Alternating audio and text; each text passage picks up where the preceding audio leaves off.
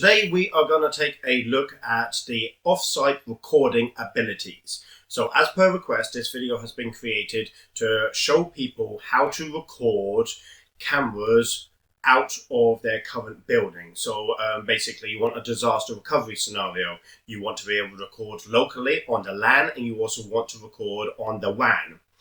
We're going to set up a PowerPoint presentation and we're going to show exactly how to do this. Now, I'm in the studio by myself today, so of course in these circumstances, if you see a click of anything here changing, then that just means that in post I've had to deal with something like a phone or a door or so on and so forth. Now, it's very critical, very important to be able to record off-site. Of course, obviously, the biggest issue whenever you hear such words is, of course, obviously, internet connection speeds and the fair uses policy. Well, of course, we will address those issues a bit later on. I think this video will be around about maybe 5 to 10 minutes, somewhere in about that area. However, though, it will show us exactly what we need to do to record off-site. Now, I'm going to be doing it mostly on my laptop, and of course, you'll be able to see. Right, so let's get started. So, let's get this underway. So let's get rid of this. Okay, so we, of course, obviously are going to have to incorporate the internet because, you know, it wouldn't be much without that. So let's see. Right, we want one of these here. I think there's a little cloud formation around here somewhere. Let's go quickly. There's one there.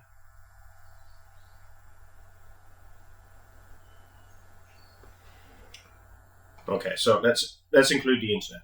Okay, so right. Let's add text. Let's call that PSTN, or also known as www. Right. Okay. Now we're going to do 2 sites, recording to 2 sites. So that means we need the triangle. So let's go add some shapes. Right. So we need one of these. Come on. Super sensitive mouse, right? Okay, right. We want one of those, and let's edit that. Edit site. That's going to be site A. Let's put that there.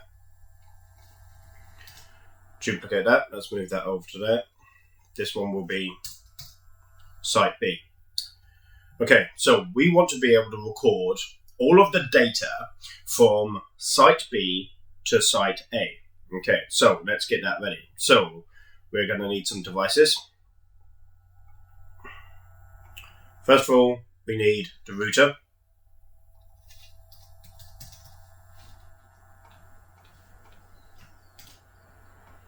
Then we need a switch.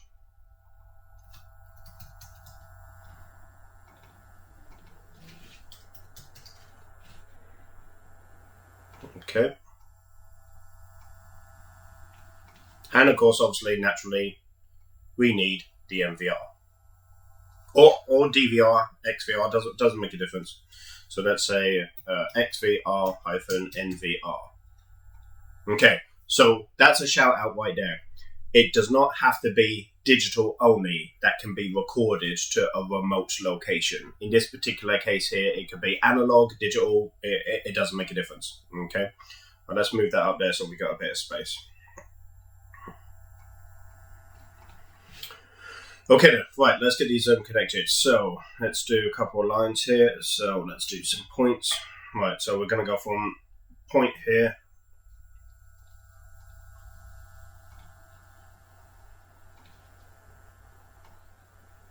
to the router. Okay, good.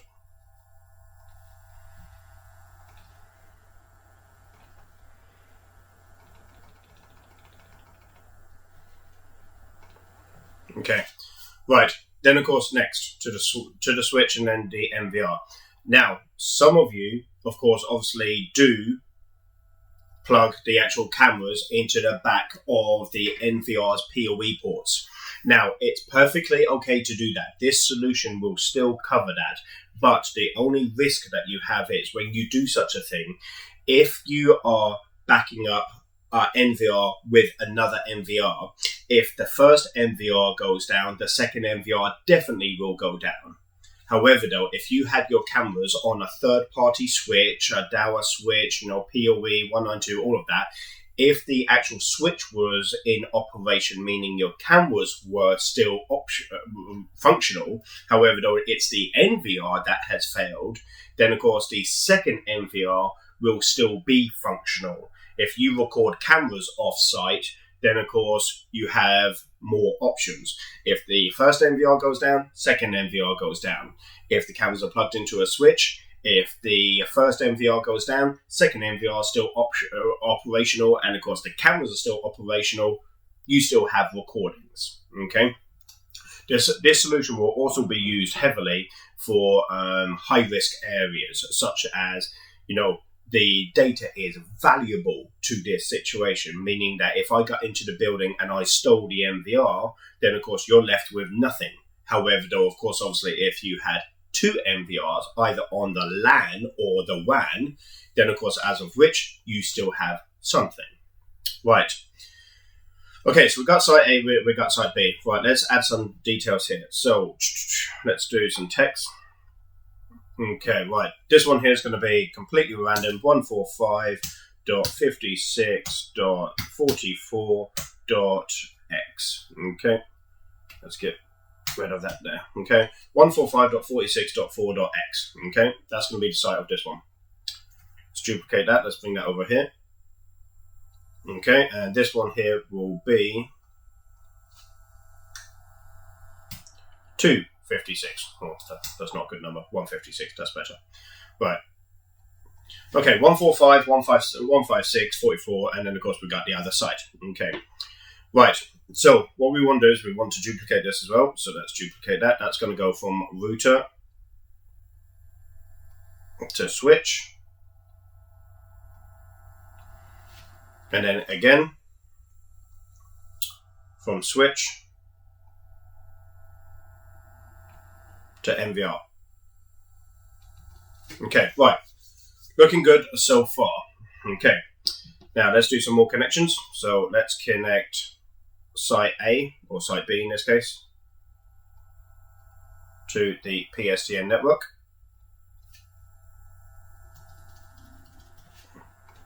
Okay. Now we need something that looks like a camera. Okay. Let's say maybe that. What else looks like a camera? Okay, let's say this.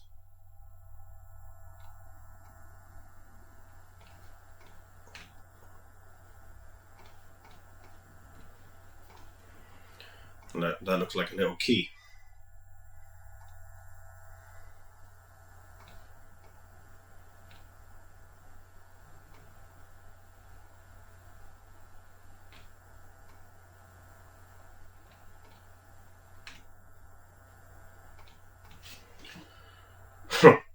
I guess that will have to do.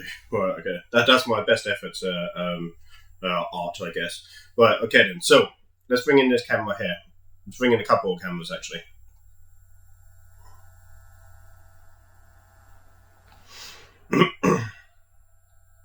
Let's move all of this up, give us some space to work here.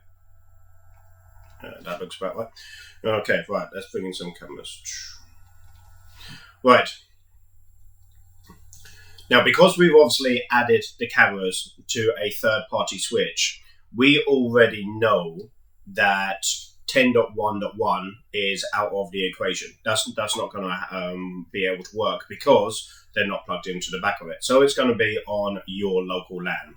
So let's get one of these as well. Let's duplicate that, bring that to there, and have that one. Yep, that's working. Right, okay. And then another one, duplicate. Oh, I suppose it's actually this way around, isn't it?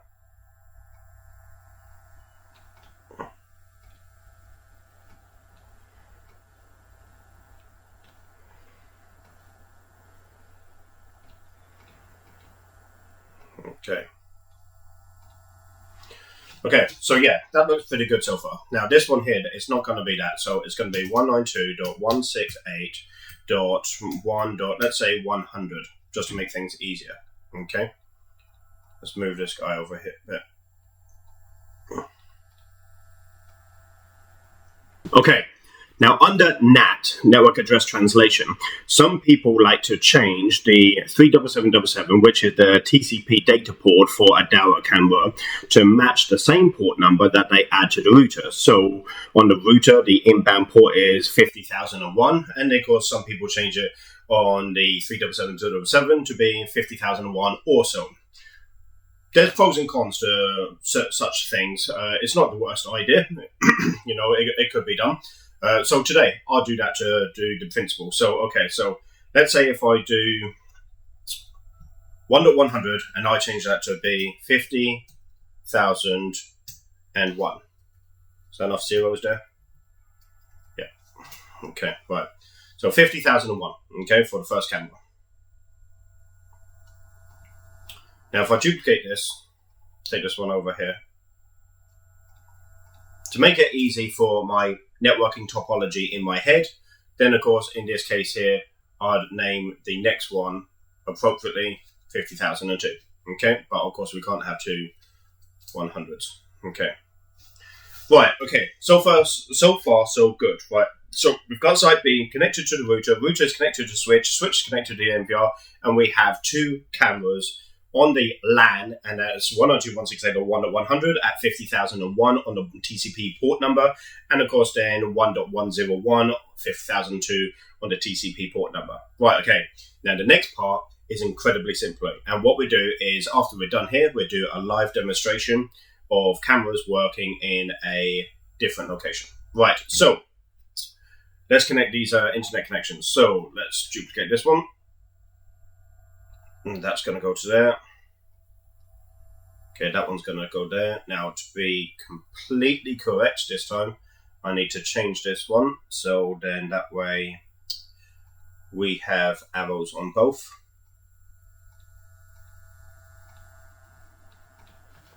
Okay, because this one is going to, well, it's going to mainly do the upload and the download, but it needs to go get it. So upload, download. Right, okay. So on this one here, let's add a camera.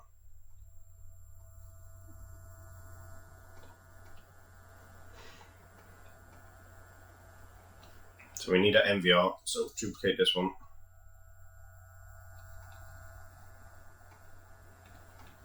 We need a router, obviously. Okay, right, good.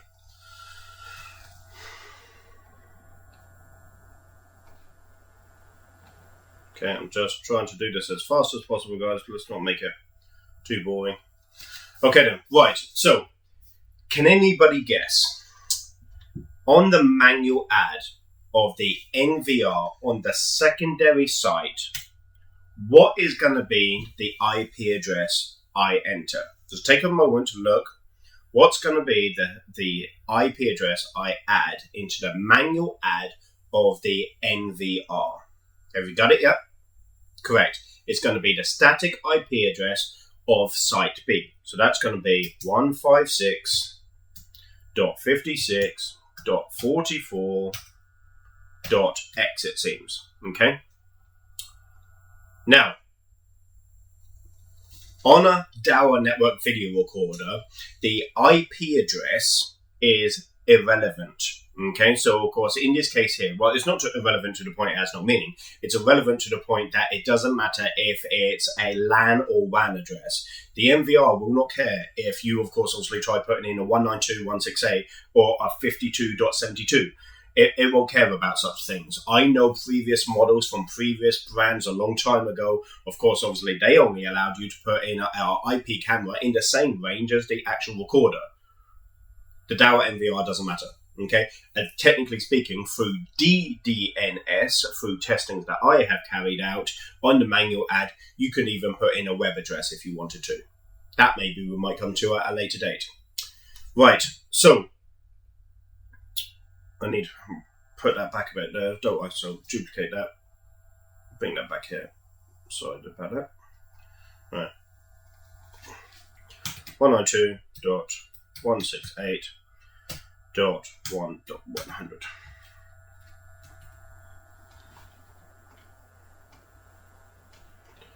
Okay, then, so all set up and ready. So what's the NAT going to be? So let's do that then. So duplicate that over to this site here. Okay, so firewall NAT, network address translation. Let's do format. Let's do.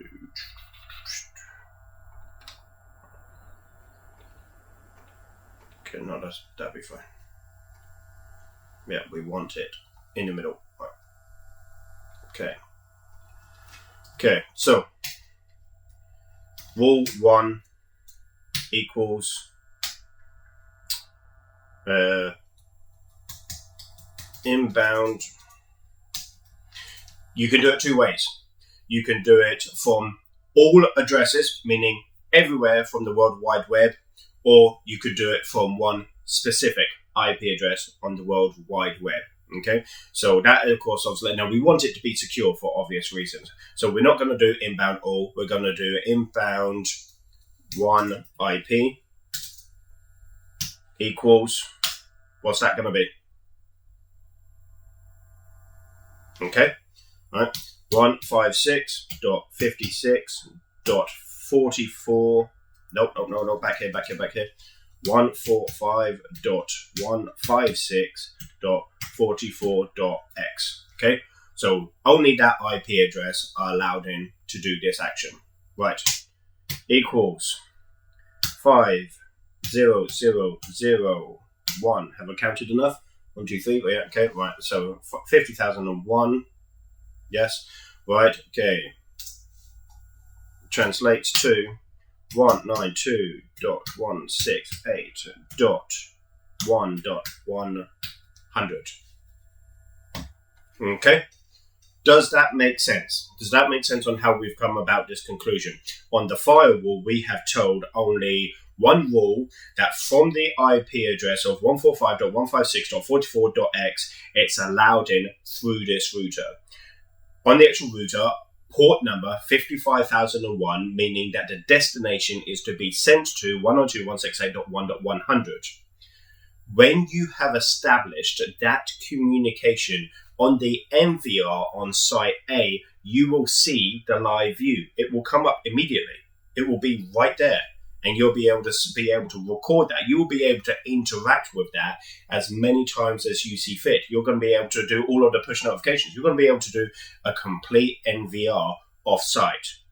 Now, because we're going to need to talk about topology, lots of people are going to say, right, okay, well, network video recorder, and then, of course, the one that they like to talk about, cloud video recorder, CVRs. Okay, now, Dahua doesn't actually have a cloud video recorder. We've got a CSS, which is incredibly close to it. However, we don't actually have a cloud video recorder. However, when you're talking to someone like myself, it tells me and other networking specialists exactly what is it you're talking about. Because if I hear somebody say to me, I've got a network video recorder, my head is thinking LAN. If somebody says to me, oh, I've got a cloud video recorder, my head is thinking WAN.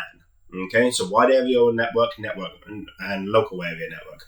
So what we can do, we could do that if we want. We can in fact actually say CVR, cloud video recorder, and then this one over here, 192.168, we can say MVR.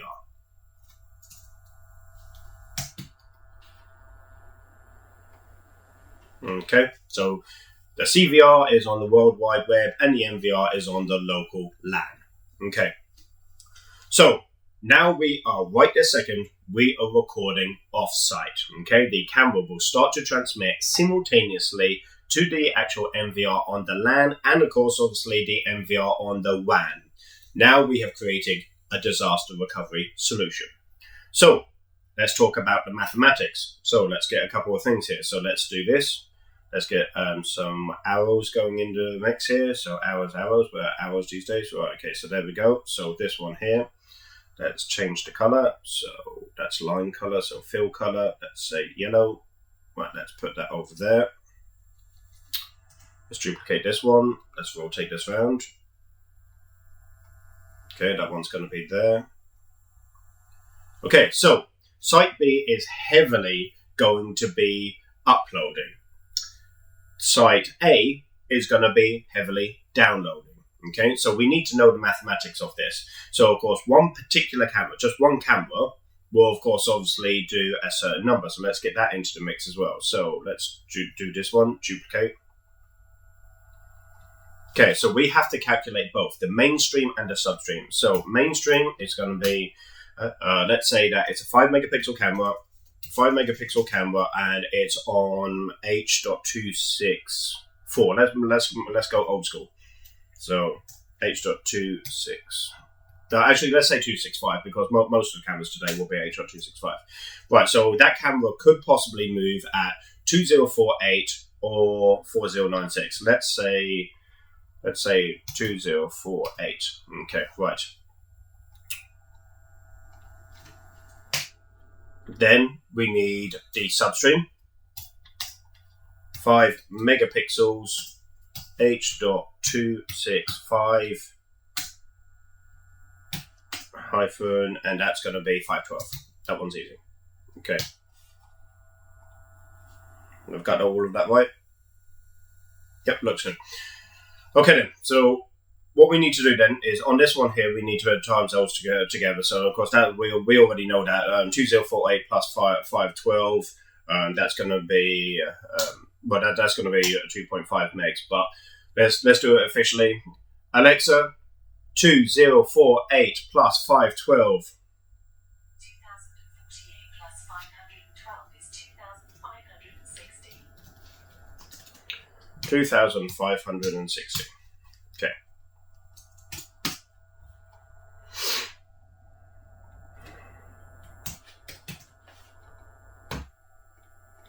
Okay, so with the total then of 2560 on the actual upload internet connection, or we could say 2.5 megabits per second, then that means on the upload speed of the internet connection, we must exceed 2.5 up to be able to record from site B to site A successfully.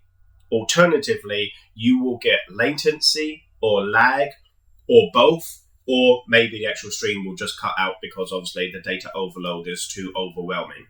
Okay. Now, if we of course obviously do this, so let's say that we have, because we have 2 cameras, and of course they're going to be the same. So that's going to be your 2.5, and then of course you're going to times that by quantity IPC, Internet Protocol Camera. That also means that because we're going to be taking 2.5, which is now 2 cameras, so that's 5 megabits per second, every second, to be able to record over to site A, then that means logically, then of course site A must have the download ability of 5 megabits per second or more. Now, that's all very well. Download is very easy to achieve. Lots of internet connections from domestic and commercial ISPs have a very good download. It's the uploads that you need to be concerned about, because sometimes the upload is nowhere near the same capacity. So be aware of that. In my particular case, I don't need to worry here because obviously I have 1 gig up, 1 gig down. Okay, so I've got 16 cameras in this facility, and all 16 cameras are being recorded off-site. I don't need to worry about this type of speed problems. I got a gigabit. Okay, right. We are coming to the end of this. This is how we record off-site. We're going to transmit those 2 cameras over to the actual site A network video recorder. And right now, if I did this and I went to this MVR here and pressed on delete, if that MVR was there and it's gone, it's offline, it's shut down, that has no effect whatsoever for the NVR that is recording on site A. So if that NVR is down, it doesn't make a difference. You still have footage on the site A network video recorder, or if we want to go for it, the cloud video recorder. Let's put that back. Okay, guys, right. Give me some back and forth here. Comments below. Let me know your thoughts. This is how we record offsite. Okay, all the best.